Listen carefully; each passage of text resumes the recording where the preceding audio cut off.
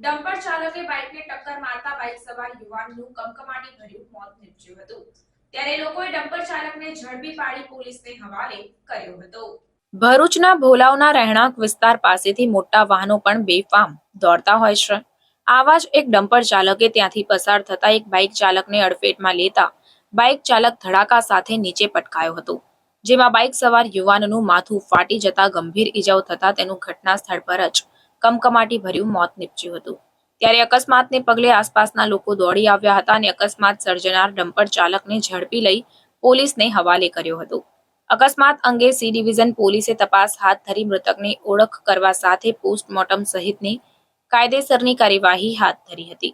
અકસ્માતને પગલે દોડી આવેલ આસપાસની સોસાયટીના રહીશોમાં આ રોડ પરથી બેફામ દોડતા વાહન ચાલકો સામે રોષ વ્યક્ત કરી તે સામે કાર્યવાહી કરવાની અને તેને નાથવાની માંગ કરી હતી। મારું નામ અજય ડી પરમાર છે। મારી બેબી નારાયણ વિદ્યા વિહાર સ્કૂલમાં ભણે છે।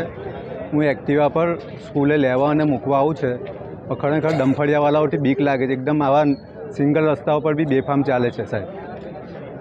એટલે આ કંઈ હાઈવે નથી સાહેબ। આજે શું બનાવ બનેલો? આજે બનાવ બન્યો છે, મેં આવતા જોયું કે ભાઈ કોઈક ડંફળિયાવાળા કોઈક બાઇકવાળાને લઈ પાડ્યો છે। એટલે આજનું તો મને નથી ખબર, પણ એમને જોઈને એવું લાગે હું રોજ જેવી રીતના મૂકવા આવું છે ને તેવી રીતના ડંફળિયાઓની બીક લાગે છે સાહેબ આવા સિંગલ રોડ પર। આજે બમ્પરવાળા જે એક્સિડન્ટ થયું જીવે છે કે મરી ગયા ભાઈ?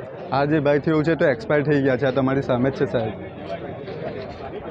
ધર્મનગર સોસાયટીમાં રહું છું અને છેલ્લા 1.5 મહિનાથી ઓવરલોડ ડમ્પરિયા અસંખ્ય વાર રજૂઆત કર્યા છતાંય એની એ જ પરિસ્થિતિમાં ચાલે છે। આજે એક ઘટના બની ગઈ સવારે કે એક વાહન બાઇક ચાલકને ડમ્પરિયા ઓવર સ્પીડમાં જઈ અને 50 સ્પોટ પર જ મારી નાખ્યો અને 50-60 ફૂટ ખેંચી ગયા એમને।